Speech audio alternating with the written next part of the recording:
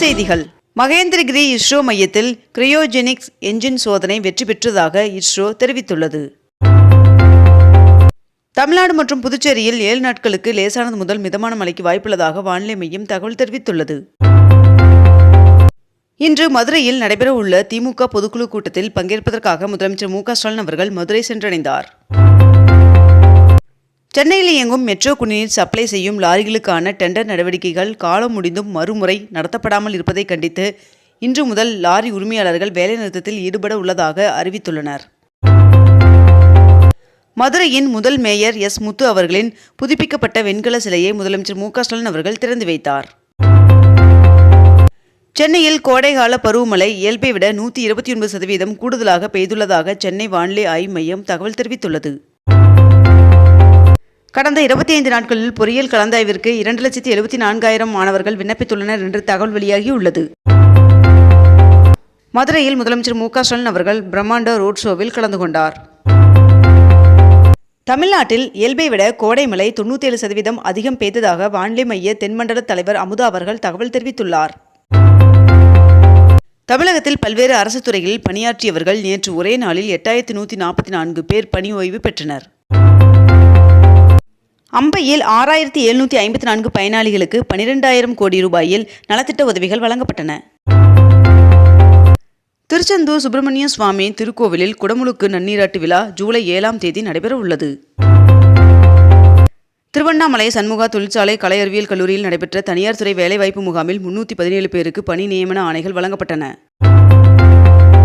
ஒரக்கடத்தில் 12,870 கோடியில் புதிய ஐபோன் ஆலை அமைப்பதற்கு ஃபாக்ஸ்கான் நிறுவனம் முடிவு செய்துள்ளதாக தகவல் வெளியாகியுள்ளது.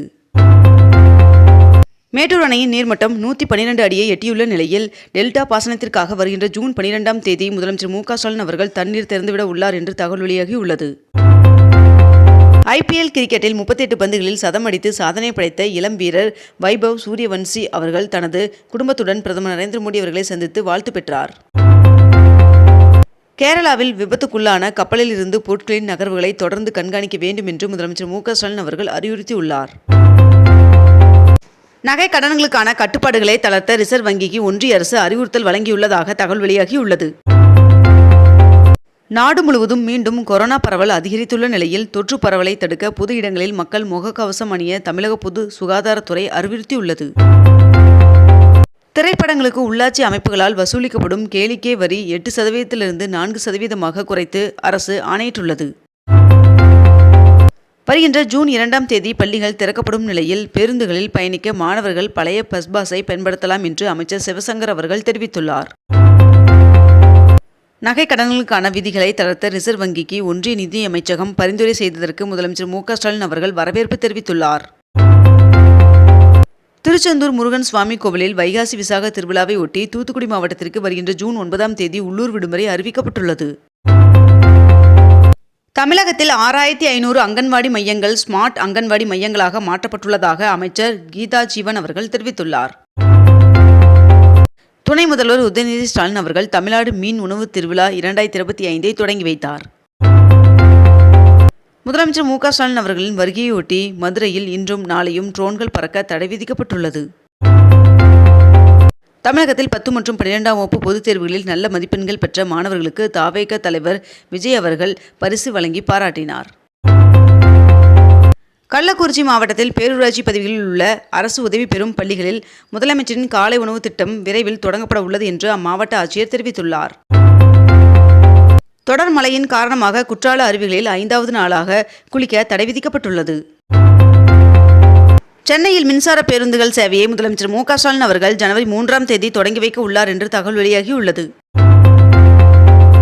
நீலகிரியில் கோடை விழாவின் இறுதி நிகழ்ச்சியான மலைப்பயிர்கள் கண்காட்சி இன்று குன்னூர் காட்டேரி பூங்காவில் துவங்க உள்ளது. 22 கேரட் ஆபண தங்கத்தின் விலை ஒரு சவரன் இன்று 71,360 ரூபாய்க்கும் அதேபோல் 1 கிராம் வெள்ளியின் விலை கிராம் 111 ரூபாய்க்கும் விற்பனை செய்யப்பட்டு வருகிறது. வருகின்ற ஜூன் 3ஆம் தேதி அன்று அகமதாபாத்தில் உள்ள நரேந்திர மோடி ஸ்டேடியத்தில் IPL 2025ஆம் ஆண்டின் இறுதிப் போட்டி நடைபெற உள்ளது. ஓய்வு பெற்ற IAS அதிகாரி அவர்களின் தலைமையில் 7வது மாநில நிதி ஆணையம் அமைத்து தமிழ்நாடு அரசு உத்தரவு பிறப்பித்துள்ளது. சூரலி அருவியில் தொடரும் வெள்ளப்பெருக்கால் 4வது நாளாக குளிக்க தடை விதிக்கப்பட்டுள்ளது. சேலம் ரயில்வே கோட்டத்தில் சேலம் கரூர் திண்டுக்கல் இடையிலான இருவழிப்பாதை திட்டத்திற்கு நடப்பாண்டு 100 கோடி ரூபாய் நிதி ஒதுக்கீடு செய்யப்பட்டுள்ளது. தமிழகத்தில் 10 அரசு சேவைகளை எளிதாக்கும் எளிமை ஆளுமை திட்டத்தை மக்கள் பயன்பாட்டிற்காக முதலமைச்சர் மு.க.ஸ்டாலின் அவர்கள் தொடங்கி வைத்தார். தமிழ்நாட்டில் திருச்செங்கோடு, பழனி, குன்றத்தூர் உட்பட 11 நகராட்சிகளின் தரத்தை உயர்த்த தமிழக அரசு உத்தரவு பிறப்பித்துள்ளது.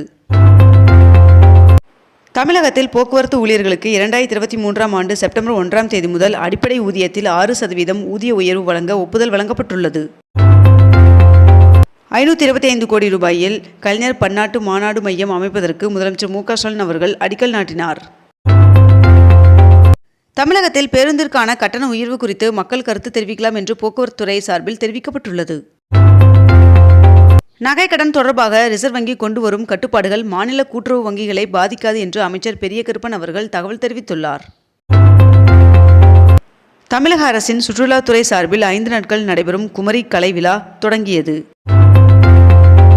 வருகின்ற ஜூன் 7ஆம் தேதி பக்ரீத் விழா கொண்டாடப்பட உள்ள நிலையில் தமிழகத்தில் அன்றைய தினம் அரசு விடுமுறை அறிவிக்கப்பட்டுள்ளது. சென்னை தலைமை செயலகத்தில் பல்வேறு துறை சார்ந்த திட்டங்களை முதலமைச்சர் மு.க.ஸ்டாலின் அவர்கள் தொடங்கி வைத்தார். கொச்சியில் கப்பல் விபத்தால் தமிழக கடலோரங்களில் ஆபத்தான பொருட்கள் கரை ஒதுங்கவில்லை என்று தமிழ்நாடு அரசு தகவல் தெரிவித்துள்ளது. விடுமுறைக்கு பிறகு பள்ளிகள் மீண்டும் ஜூன் 2ஆம் தேதி தொடங்க உள்ள நிலையில் மாணவர்கள் தங்களது சொந்த ஊர்களுக்கு திரும்புவதற்கு வசதியாக சிறப்பு பேருந்துகள் இயக்கப்பட உள்ளதாக தெரிவிக்கப்பட்டுள்ளது. சென்னையில் ரயில் பராமரிப்பு பணியின் காரணமாக ஜூன் 1ஆம் தேதி மின்சார ரயில் சேவை மாற்றம் செய்யப்பட்டுள்ளதாக தகவல் வெளியாகியுள்ளது. மேட்டூர் அணைக்கு வரும் நீரின் அளவு வினாடிக்கு 4927 கனஅடியாக அதிகரித்துள்ளது. தமிழ்நாட்டில் 210 கோடியில் தொழில் பூங்கா அமைக்க இருப்பதாக பனட்டோனி இந்தியா நிறுவனம் அறிவித்துள்ளது. இன்று முதல் கலைஞர் மகளிர் உரிமை தொகை பெறுவதற்கான விண்ணப்பங்கள் வழங்கப்பட உள்ளதாக தெரிவிக்கப்பட்டுள்ளது. வங்கக்கடலில் நிலவி வந்த ஆழ்ந்த காற்றழுத்த தாழ்வு பகுதி காற்றழுத்த தாழ்வு மண்டலமாக வலுப்பெற்றது என்று சென்னை வானிலை ஆய்வு மையம் தகவல் தெரிவித்துள்ளது. சிறிய தயாரிப்பு நிறுவனங்கள் மீண்டும் செயல்படுவதால் நோட்டு புத்தகங்களின் விலை 8 முதல் 20 ரூபாய் வரை குறைந்துள்ளதாக தகவல் வெளியாகியுள்ளது. மாநிலங்களவை தேர்தலுக்கான மக்கள் நீதி மய்ய கட்சியின் வேட்பாளராக அக்கட்சியின் தலைவர் கமலஹாசன் அவர்களை தேர்வு செய்து தீர்மானம் நிறைவேற்றப்பட்டுள்ளது.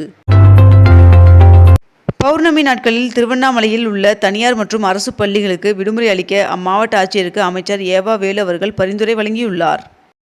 இத்துடன் இன்றைய தலைப்புச் செய்திகள் நிறைவடைகின்றன. மேலும் இதுபோன்ற அண்மை தகவல்களை உடனுக்குடன் தெரிந்து கொள்ள அக்னிபூ சேனலை சப்ஸ்கிரைப் செய்து கொண்டு தொடர்ந்து இணைந்திருங்கள். நன்றி, வணக்கம்.